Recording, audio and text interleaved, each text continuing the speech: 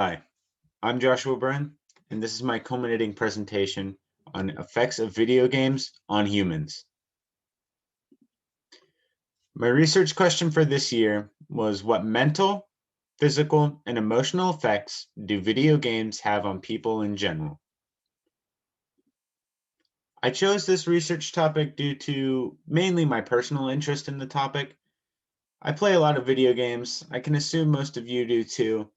So it's really just something that I have a lot of interest in. I wanted to do research on the positive benefits and possibly expand my question next year to include ways to use the positive benefits, but also research into the negative benefits and maybe ways to sort of circumvent those and negate those in order to make it more of a net positive or a complete positive instead of just a net positive, make it more a completely good thing instead of just something that balances good and still has bad parts. So that's basically the reason I chose to do this is it's just because I'm interested because I play a lot of video games myself. So for product ideas, one of my main ideas for a product next year was to basically create a series of tests that test things like all the fine motor skills, the brain function of people who play a lot of video games, people who play an average amount of video games, and people who play like no video games.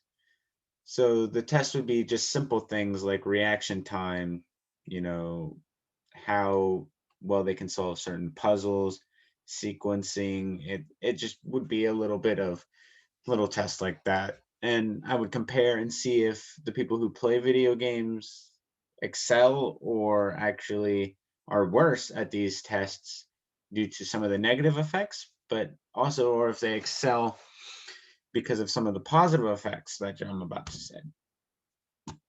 So that's just one of my product ideas. That's the main one that I'm actually planning on doing. So we all know the debate of video games and if they're good for you or bad for you. We all know that this has been going on for quite some time now.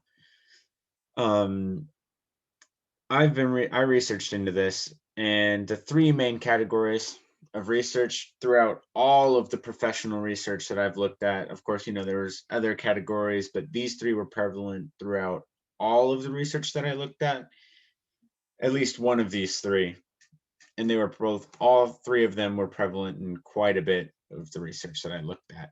But they were mental effects, physical effects, and emotional effects. These three categories being so prevalent is why I decided to word my question the way I did, so that way I could really get a wide scope of research available to me to be able to aid my question.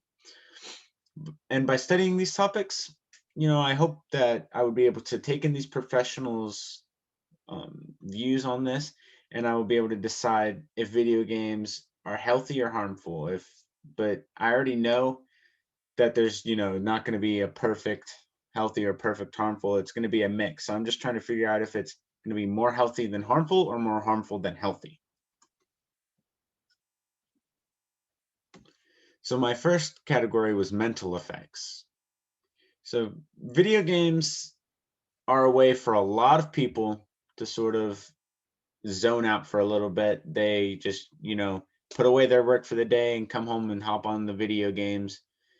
This gets rid of the daily like depression, anxiety, if they have self-esteem issues, it sort of helps them put it away and sort of live the life of the person in the video game, live the life of their character in the video game. And it allows them to just mentally enter that sort of area that their character's in and put away the things that they don't like about the world now.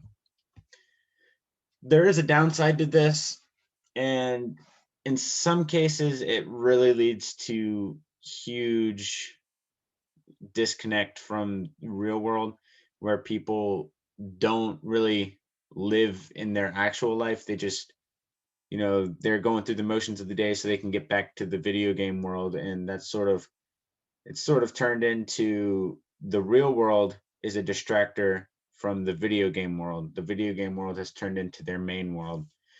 The positive brain growth from video games, though, has been found to help illnesses such as depression, anxiety, as I mentioned before, ADHD. Video games are very brain stimulating, so that helps ADHD patients a lot. And even things like Alzheimer's. Like, who would have thought that? But it really helps. So my next category is physical. Video games can also help physical benefits, but they also have a few drawbacks on physical health. They can be used in therapy. Therapy is a big one for video games. There was a study where this one kid, they didn't name the boy, but he had a huge problem with like picking scabs on his face, and he would actually like dig marks into his face. And the way that they got him to break the habit was playing video games. The little boy just forgot about it, sort of like distracted him from his habit long enough to break it. And he never went back to picking his face after he was distracted by the video games. I think it said like 2 weeks they were just distracting this kid constantly. He didn't pick his face for 2 weeks. Though it does have many good benefits for your physical health, it does not always improve your physical health. Overusing these games has massive physical ramifications, including wrist problems, neck problems, elbow problems, skin diseases, calluses on your hands, and sleep disorders. Obesity as well, weakness or numbness in your hands, and blood clots from lack of movement, lack of blood circulation. Also, slouching causes a lot of spinal problems in young teens. Many doctors say that the main cause of slouching is sitting in a chair, couch, playing video games. So though video games help your physical health quite a bit, they can also harm you quite a bit if you use it too much. And for my last category, emotional effects, video games don't only affect your mental and physical health. There's also another category, the emotional state. Gamers tend to react to how their game is going. Like if you're losing a game, then you're probably not going to be too happy.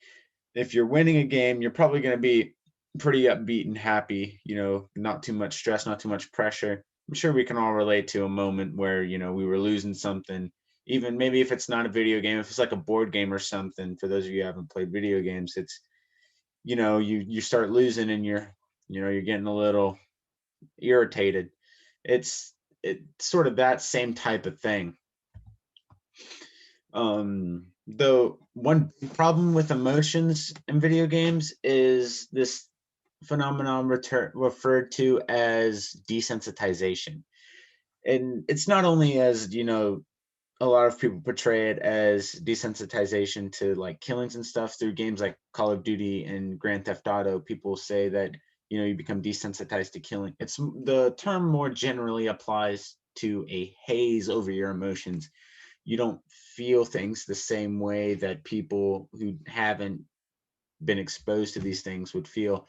And it's not to a massive extent. Like it's not just saying like, they're all gamers are like heartless, little kids. It's just that, they don't respond the same way because it's not like it's not as much of a shock to them. So in conclusion, the debate of video games and their effect on people in general, it's just been raging on constantly for the past 2 decades. And the conclusion that I've been able to come through researching this topic as much as I have and looking at all of the different researches, the wide variety scope of research that I've been looking at, I've concluded that video games are in fact a net positive only when they are used in moderation, which varies depending on the person. The main pitfalls of gaming only come when somebody gets addicted, when somebody starts actually giving up parts of their own personal lives and interests for something in a video game.